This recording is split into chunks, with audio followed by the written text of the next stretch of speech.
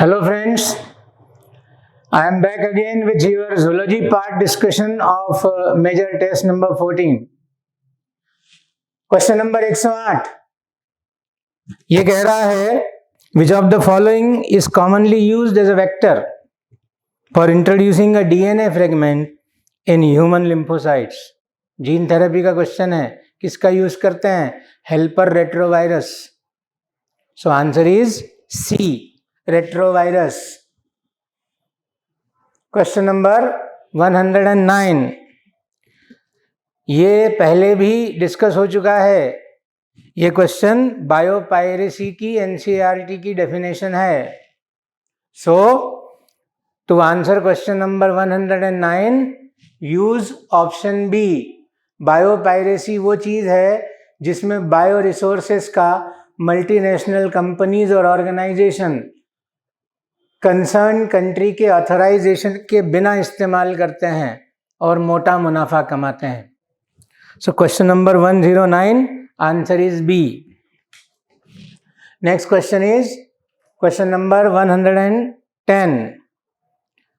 In India, the organization responsible for assessing the safety of introducing GMO for public use is, तो आप लोगों ने NCERT में पढ़ा इसका short form GEAC, genetic engineering approval committee. So right answer is D, GEAC. Question number 111. The correct order of steps in PCR is. PCR 3 step में होता है, आप जानते हैं. पहले डीएनए को डिनेचर करके सिंगल स्ट्रैंड में कन्वर्ट किया जाता है, फिर उसके 3' एंड पर प्राइमर्स जोड़े जाते हैं, एनीलिंग, और उसके बाद टैग पॉलीमरेज से उसको एक्सटेंड करके डीएनए के 2 पीसेस, 2 कॉपीज बनाई जाती हैं. So the right order is denaturation, annealing, extension. किस ऑप्शन में दिख रहा है? डी में. So right answer is option D, denaturation, annealing and extension. Question 127. ये क्वेश्चन थोड़ा सा सोचने वाला है. इसमें कॉन्सेप्ट को आपको अप्लाई करना चाहिए, तब जाकर के आप इसका राइट आंसर पहुंच पाओगे. The 2 main functional groups characterised in sugars. Sugar is carbohydrate. Carbohydrate की डेफिनेशन याद करो, पॉलीहाइड्रोक्सी एल्डिहाइड और पॉलीहाइड्रोक्सी कीटोन. ऐसे कंपाउंड्स को हम कार्बोहाइड्रेट की कैटेगरी में रखते हैं.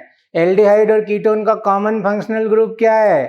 तो आपके दिमाग में आएगा कार्बोनिल. सो पॉलीहाइड्रोक्सी मतलब हाइड्रोक्सिल और एल्डिहाइड और कीटोन मतलब कार्बोनिल. कौन से 2 मेजर फंक्शनल ग्रुप हैं? Carbonyl and hydroxyl. So right answer to this question is option D, carbonyl and hydroxyl. Question number 146.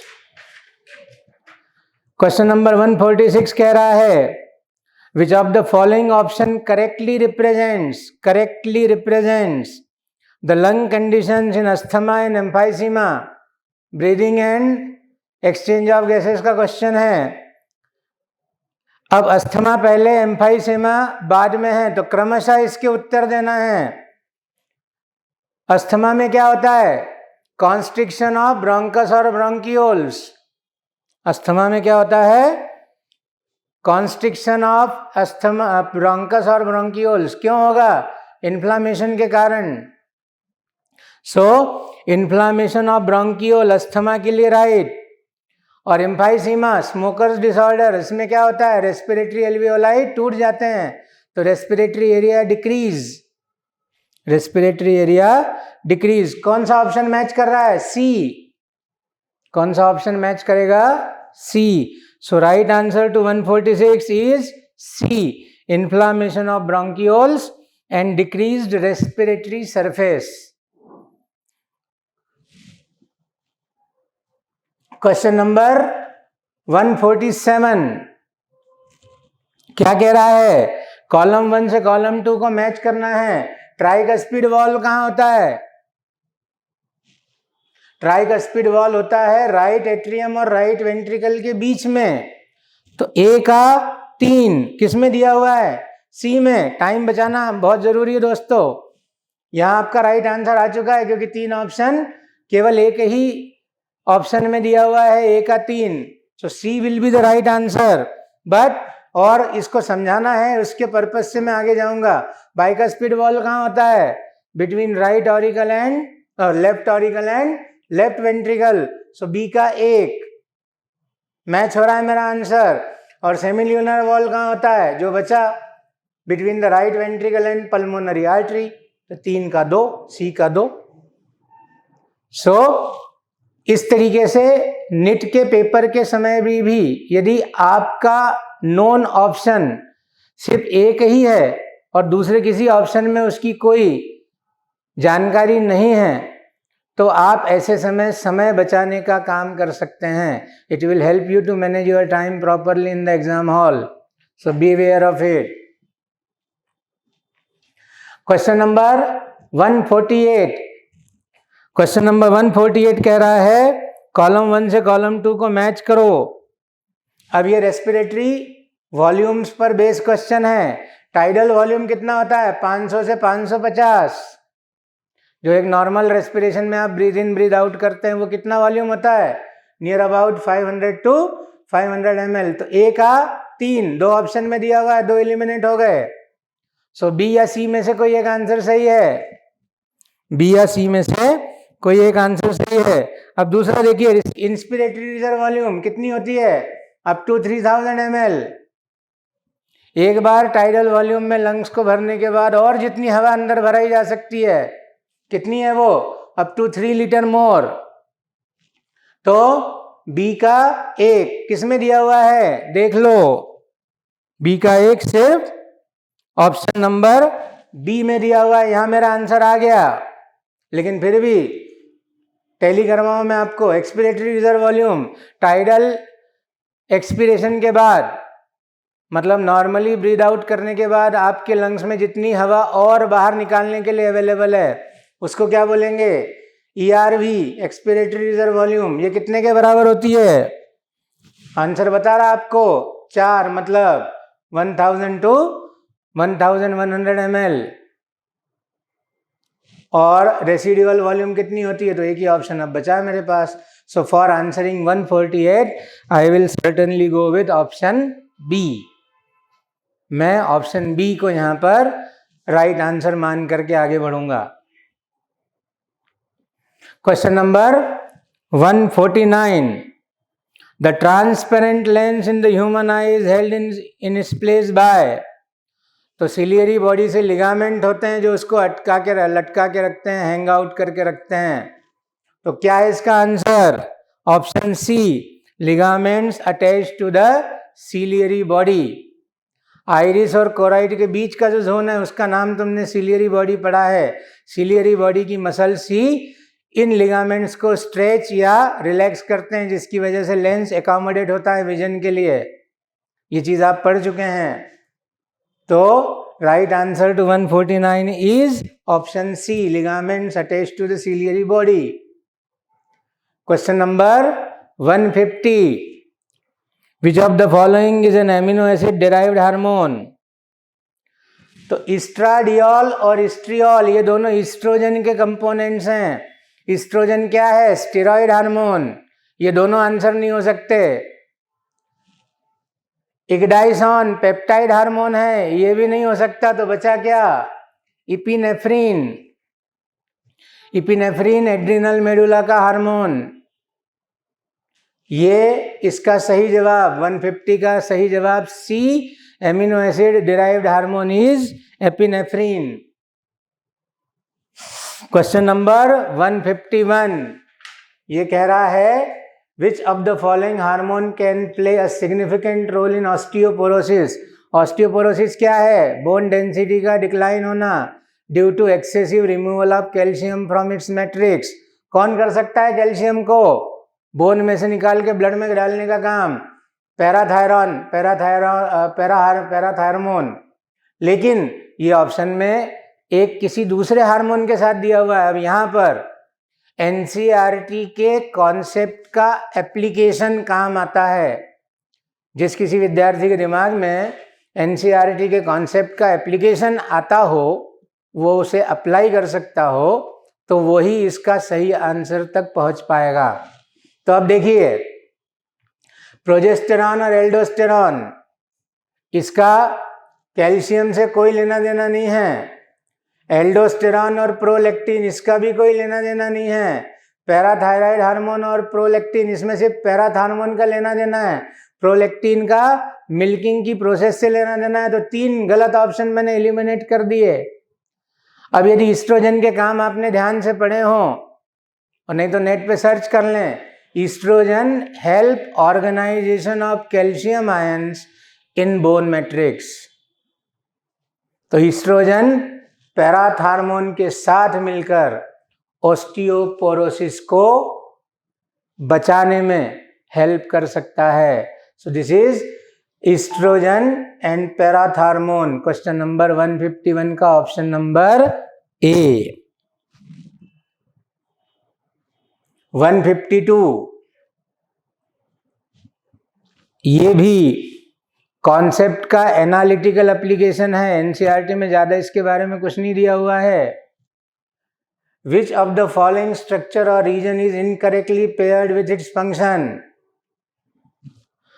तो अब देखो, hypothalamus, production of releasing hormone and regulation of temperature, hunger and thirst, बिल्कुल सही काम है।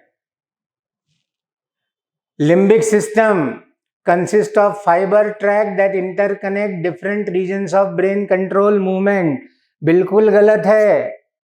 Limbic system आपके mood और motivational drive को कंट्रोल करने वाले सेंटर्स का सेट है ब्रेन के। तो लिम्बिक सिस्टम का फंक्शन गलत दिया हुआ है, तो बी इज रॉन्ग। आगे 2 और टेली कर लो। Medulla oblongata controls respiration and cardiovascular reflexes, right. और corpus callosum band of fibre connecting left and right cerebral hemisphere, ये भी राइट। तो रॉन्ग आंसर कौन सा है? इनकरेक्टली पेयर्ड कौन सा है? B. So to answer this I will go with option B, limbic system and its function. Question number 153, The amnion of mammalian embryo is derived from। थोड़ा सा higher level का knowledge इसीलिए जरूरी है क्योंकि आपको इन चीजों, इस तरह के क्वेश्चंस को ज्यादा अच्छे से आंसर करने में वो मदद करते हैं। जब एम्ब्रियो इम्प्लांट हो जाता है, उसके बाद उसकी बॉडी से 2 एक्टोडर्म और मीजोडर्म के फोल्ड और 2 एंडोडर्म और मीजोडर्म के फोल्ड बाहर निकलते हैं, और ये मिल करके बनाते हैं 4 मेम्ब्रेन्स को, जिनको एक्स्ट्रा एम्ब्रियोनिक फीटल मेम्ब्रेन्स कहते हैं। उनमें से एक एमनियन है। तो एमनियन का जो फॉर्मेशन है वो होगा एक्टोडर्म और मीजोडर्म के फोल्ड से, जिसको सोमेटोप्लूर कहते हैं। मैं राइट टर्म इसलिए बता रहा हूँ कि थोड़ा ऊपर से उसको देखने की आदत पड़े आप लोगों को। इसको कहते हैं सोमेटोप्लूर। तो एक्टोडर्म और मीजोडर्म से डिराइव्ड मेम्ब्रेन में से एक होती है एमनियन। तो 153 के साथ मैं ऑप्शन सी को राइट मानूंगा। Question number 154, hormone secreted by placenta. देखिए कौन कौन से हार्मोन सिक्रीट नहीं होते। तो ग्लूकोकॉर्टिकॉइड नहीं होता, प्रोलैक्टिन नहीं होता, ऑक्सीटोसिन नहीं होता। 3 गलत ऑप्शन निकल गए। अब बचा कौन सा? Human chorionic gonadotropin, human placental lactogen, progesterone, oestrogen. ये इसका सही जवाब है। तो question number 154 option number A. Question number 155, question number 155, the difference between spermiogenesis and spermiation। Spermiogenesis क्या है? स्पर्मेटिड का स्पर्मेटोजोआ में मेटामार्फोसिस। और स्पर्मिएशन क्या है? स्पर्मेटोलियोसिस के बाद, स्पर्मियोजेनेसिस के बाद स्पर्म का सर्टोली सेल से रिलीज होना। कौन सा ऑप्शन इससे मैच कर रहा है? Option D. कौन सा ऑप्शन इससे मैच करेगा? Option D. तो 155 right option D is the correct answer.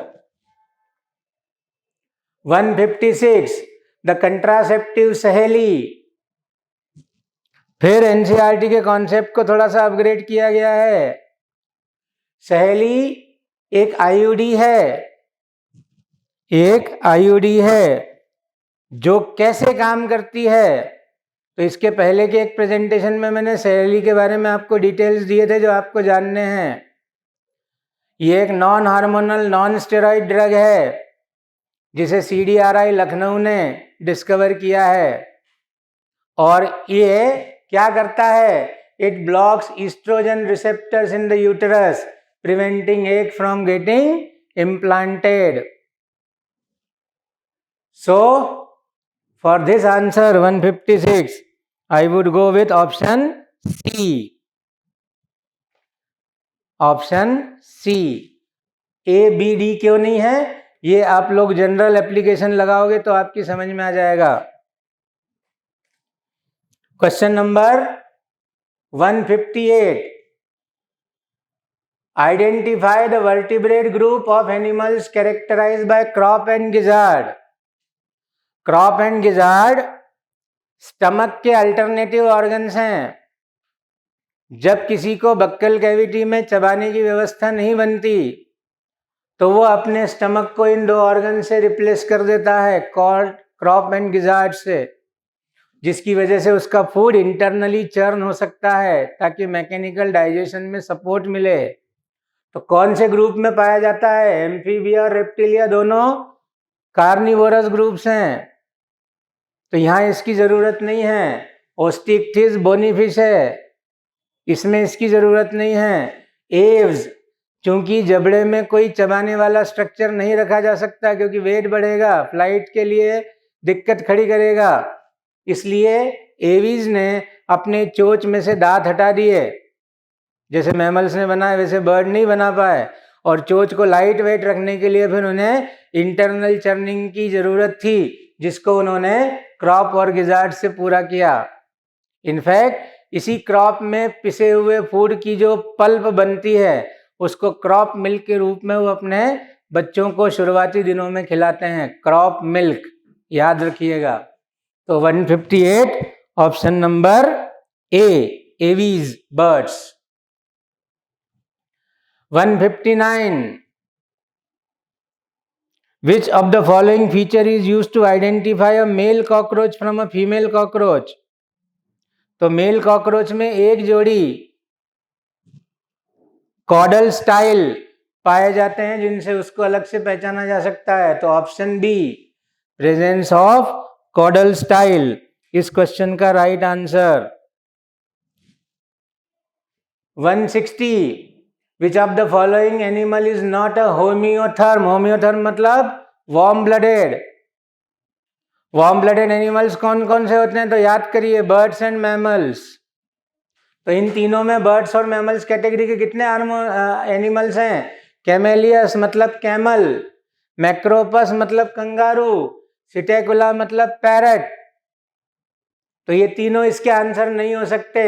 किलोन, किलोन मतलब कछुए, कछुए रेप्टिलिया में बिलोंग करते हैं, रेप्टिलिया पॉइकिलोथर्मल होते हैं। तो right answer is option B, right answer is option B, chelone. Question number 161 Which of the following animal does not undergo metamorphosis? तो इंसेक्ट का मेन फीचर है मेटामॉर्फोसिस और उसके डिफरेंट टाइप्स। तो मॉथ इज एन इंसेक्ट और बिना Metamorphosis का इसका लाइफ पूरा नहीं हो सकता, तो मॉथ इसका आंसर नहीं हो सकता। ट्यूनिकेटा मतलब यूरोकॉर्डेटा, हर्डमानिया और स्टारफिश, ये दोनों लार्वा के थ्रू मेटामॉर्फोसिस के दौरान अपने मैक्सिमम एडवांस कैरेक्टर छोड़ देते हैं। तो इन दोनों ग्रुप्स की मेटामॉर्फोसिस के लिए क्या टर्म यूज किया जाता है? Retrogressive Metamorphosis. तो इन तीनों में लार्वा है अर्थवर्म में जो ककून बनता है एक्सटर्नल बॉडी पर, उससे सीधा एडल्ट एनिमल बाहर आता है। इसलिए अर्थवर्म की लाइफ में कोई मेटामॉर्फोसिस की प्रोसेस नहीं होती, इसका डेवलपमेंट डायरेक्ट है, और इसलिए इस क्वेश्चन का आंसर होगा option C, earthworm. Question number 167, Which part of the poppy plant is used to obtain the drug smack? Health का क्वेश्चन है। लेटेक्स से डिराइव होता है स्मैक, एनसीईआरटी में लिखा हुआ है, तो answer is B, latex. Question number 170, according to Hugo de Vries the mechanism of evolution. Last presentation में भी मैंने ये क्वेश्चन डिस्कस किया था। ह्यूगो डिवरीज का म्यूटेशन को दिया हुआ नाम है सॉल्टेशन, तो इसलिए इसका सही आंसर होगा option B, saltation. Question number 172, menstrual cycle का सवाल है। अब देखो, प्रोलिफरेटिव फेज, सिक्रीटरी फेज और मेंस्ट्रुएशन फेज। मेंस्ट्रुएशन फेज में क्या होता है? मेंस्ट्रुएशन फेज में break down of endometrial lining. So C का एक किस में दिया हुआ है? 2 में, ए और सी, बी और डी होगा एलिमिनेट। सिक्रीटरी फेज में क्या होता है? सिक्रीटरी फेज में कॉर्पस ल्यूटियम एग्जिस्ट करता है, तो बी का 3 किस में दिया हुआ है? बी में, ठीक है, बी में दिया, सॉरी ए में और बी में दिया हुआ है, ठीक है।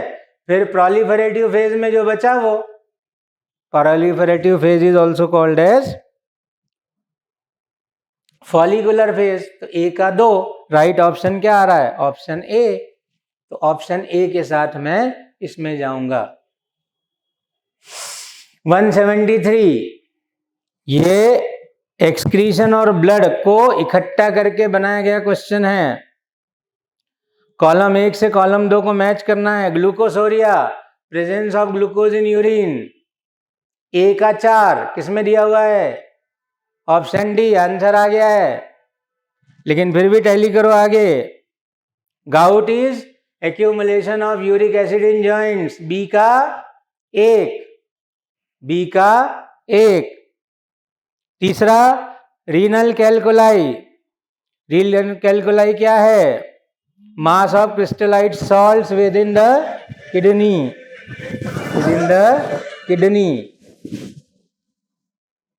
Mass of crystallite salt within the kidney, option 2, तो सी का 2 और डी का 3। Glomerular nephritis is inflammation of glomeruli. So question का आंसर आ गया option number D. 174, match the given items in column 1 with 2। Ultrafiltration, Malpighian corpus cell करते हैं। Malpighian corpus cell का टर्म आपको याद होगा, बोमेन्स कैप्सूल और ग्लोमेरुलस को मिला के क्या बोलते हैं? Malpighian corpus cell. So ultrafiltration A का 4 किस में दिया हुआ है? बी और सी में। किस में दिया हुआ है? बी और सी में। कंसंट्रेशन ऑफ यूरिन कौन करता है? हेनलेस लूप, बी का 1 किस में दिया हुआ है? किस में दिया हुआ है? बी में। आंसर आ गया है मेरा, लेकिन फिर भी आगे उसको टैली करेंगे। Transport of urine, ureter, storage of urine, urinary bladder, तो आंसर क्या आया? Option B. आंसर क्या आया? Option B. तो 174 का option number B. 175, Which of the following gastric cell indirectly help in erythropoiesis? याद रखो, ये फिर एनसीईआरटी के कॉन्सेप्ट का अपर एप्लीकेशन लेकर के आया क्वेश्चन तुम्हारे सामने। अब इसकी पूरी थ्योरी समझो। इरिथ्रोपोएसिस मतलब आरबीसी का फॉर्मेशन। इरिथ्रोपोएसिस मतलब आरबीसी का फॉर्मेशन। आरबीसी का फॉर्मेशन कहाँ होता है? तो बोन मैरो में। तो स्टमक का बोन मैरो से क्या लेना देना? तो जो स्टमक की सेल्स हैं, यहाँ उसका है पेराइटल सेल। इस पेराइटल सेल से एक फैक्टर रिलीज होता है, उस फैक्टर का नाम है CIF, Castle's intrinsic factor, NCERT में दिया हुआ है। और ये क्या करता है, विटामिन B12 के इंटेस्टाइनल एब्जॉर्प्शन में हेल्प करता है। विटामिन B12 क्यों जरूरी है? Vitamin B12 is RBC maturation vitamin. RBC का मैच्योरेशन विटामिन B12 की प्रेजेंस में होता है। तो इसका आंसर होगा पेराइटल सेल, जो CIF के थ्रू विटामिन B12 का एब्जॉर्प्शन में हेल्प करके इरिथ्रोपोएसिस को बढ़ा सकता है। 175 का आंसर डी। 176, फिर मैच द गिवन आइटम आ गए हैं। इस समय ब्लड के हैं, फाइब्रिनोजेनिस, ब्लड क्लॉटिंग प्रोटीन। सो ए का 2, एक में दिया हुआ है, आंसर आ चुका है, D is the right option. Tally कर लो। B globulin, defence mechanism. C albumin, osmotic balance. तो right option is option D. 177, which of the following is an occupational respiratory disorder?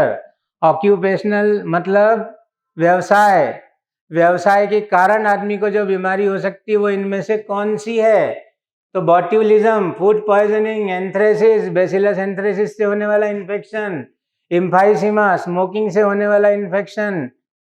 तो ये तीनों नहीं हो सकते इसका आंसर।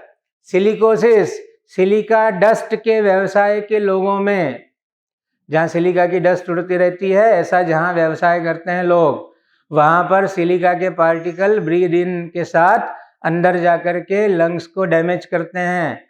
इस कंडीशन को कहते हैं सिलिकोसिस। ये इकलौता ऑक्यूपेशनल रेस्पिरेटरी डिसऑर्डर है जो आपकी लिस्ट में दिया हुआ है। तो right option for 177 is option B, silicosis. 178, calcium is important in skeletal muscle contraction because it, so इसके लाइन टू लाइन है एनसीईआरटी की, binds to troponin to remove the masking of active site on actin for myosin।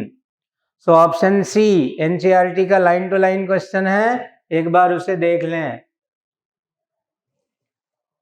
179, निसेल्स bodies, neuron की खासियत क्या होते हैं? Ribosome और ER complex. तो फ्री राइबोसोम एंड RER, ये दो वो चीजें हैं जो निसेल्स बॉडीज के रूप में जानी जाती हैं। तो option D is the right answer. Question number 182, which of the following term describe human dentition? तो थीकोडोंट, डाइफायोडोंट, हिट्रोडोंट, ये तीन टर्म दांतों की डेफिनेटिव टर्मिनोलॉजी से लिए गए हैं। तो right answer is option number B.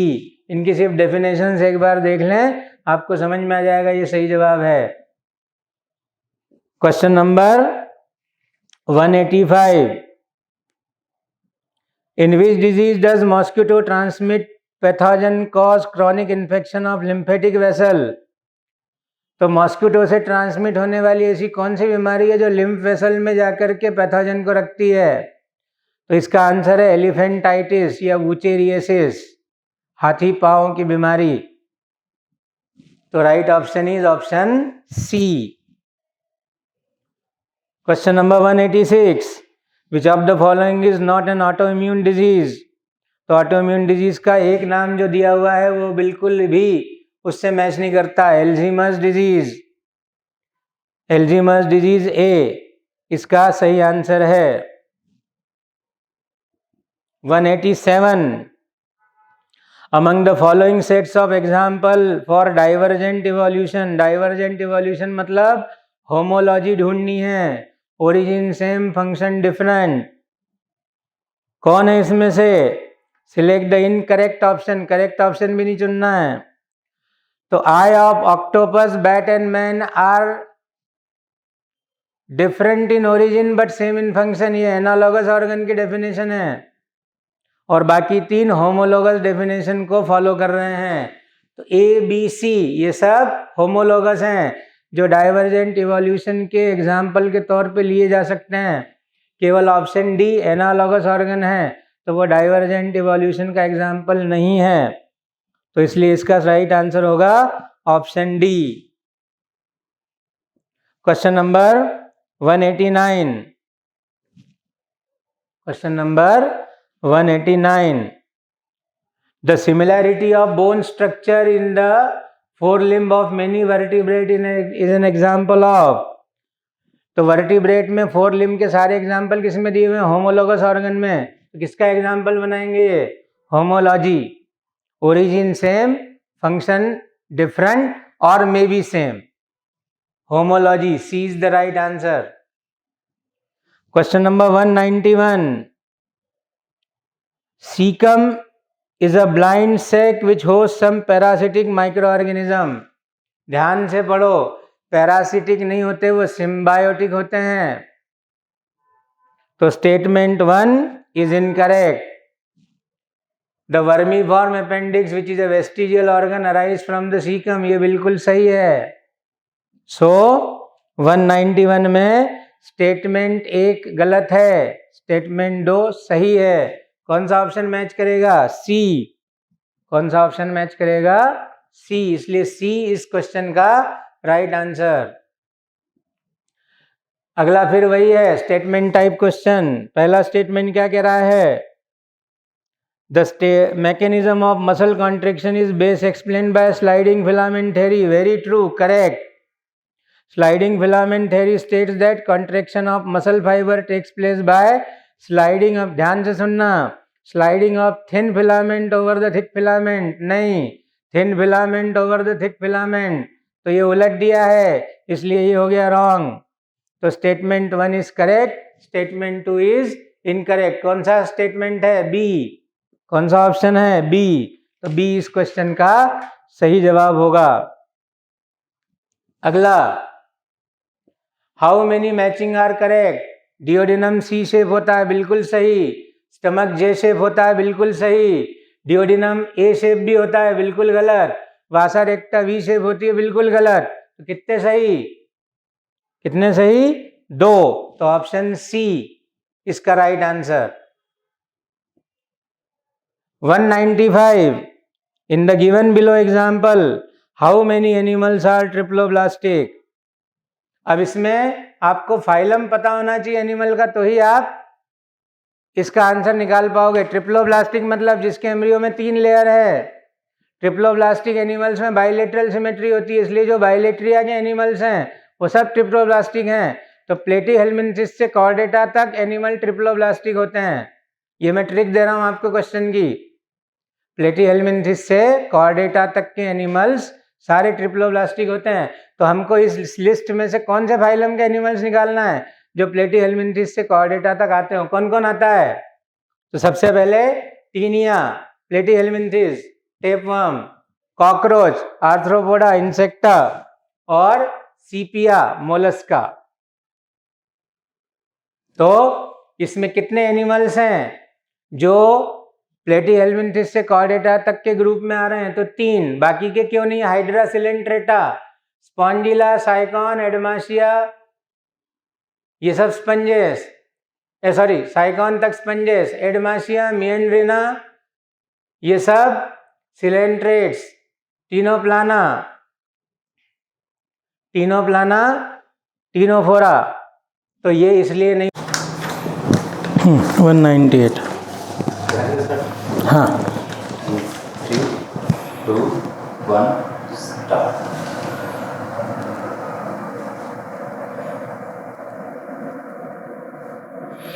Question number 198 ये कह रहा है how much air remains in lungs after forceful या फोर्सिबल एक्सपिरेशन। तो सीधी सीधी बात है, आपसे रेसिडुअल वॉल्यूम का अमाउंट पूछ रहा है। तो रेसिडुअल अमाउंट की वैल्यू क्या होती है बॉडी में? 1100 से 1200 ml। तो 198 का आंसर होगा सी। 1100 से 1200 ml। Question number 199, an adult human excretes on an average 1 to 1.5 litres of urine per day. बिल्कुल सही है स्टेटमेंट। और स्टेटमेंट 2 कह रहा है an adult human excretes on an average 250 to 300 ग्राम। ये गलत है भाई लोगों, 25 से 30 ग्राम है राइट वैल्यू। तो स्टेटमेंट 1 राइट, स्टेटमेंट 2 इनकरेक्ट। तो सही आंसर क्या आ जाएगा? B, statement 1 is correct, statement 2 is incorrect. Question number 200, the CNS include the brain and the spinal cord. बिल्कुल सही, सेंट्रल नर्वस सिस्टम में ब्रेन और स्पाइनल कॉर्ड की स्टडी करते हैं हम लोग। And PNS divided into 2 division, namely somatic neural system and autonomic neural system. ये भी बिल्कुल सही। तो 200 का answer D, both statement 1 and 2 are correct. So this is your paper. Thank you very much for joining. Bye for now.